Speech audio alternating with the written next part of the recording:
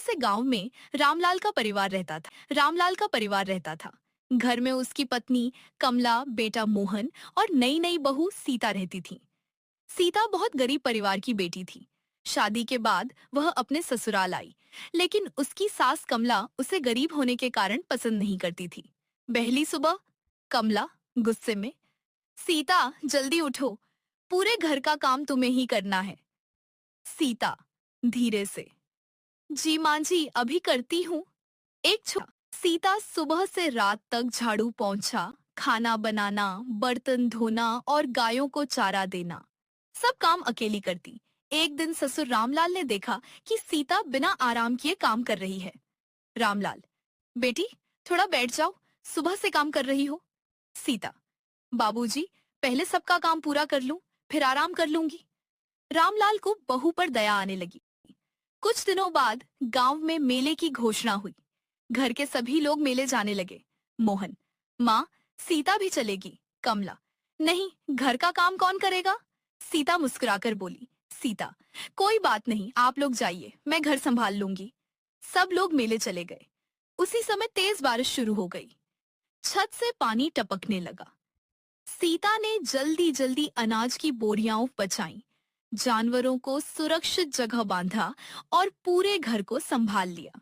जब परिवार वापस लौटा तो देखा कि पड़ोस के कई घरों का सामान भीग गया था, लेकिन उनका घर सुरक्षित था।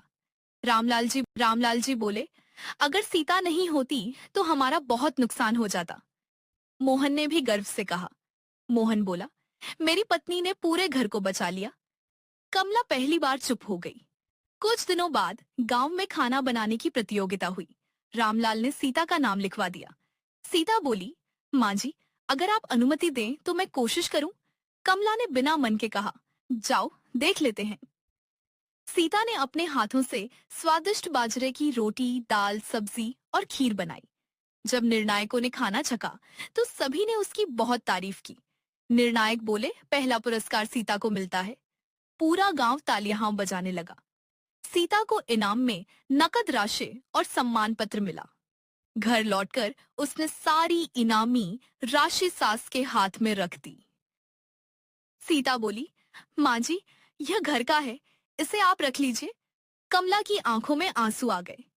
कमला बोली, बेटी मैंने तुम्हारे साथ बहुत बुरा व्यवहार किया, मुझे माफ कर दो। सीता बोली, माँ जी परिवार में माफी नहीं, प्यार होना चाहिए। कमला ने पहली बार सीता को गले लगा लिया। उस दिन के बाद घर का माहौल पूरी तरह बदल गया। अब कमला बहू को बेटी की तरह मानने लगी। मोहन और रामलाल भी खुश रहने लगे। गांव के लोग कहते थे, गरीबी इंसान की पहचान नहीं होती, उसके संस्कार और मेहनत ही उसकी सबसे बड़ी दौलत होते हैं। कहानी की सीख, किसी इंसान का सम्मान उसके धन से नहीं, बल्कि उसके अच्छे व्यवहार, मेहनत और ईमानदारी से करना चाहिए।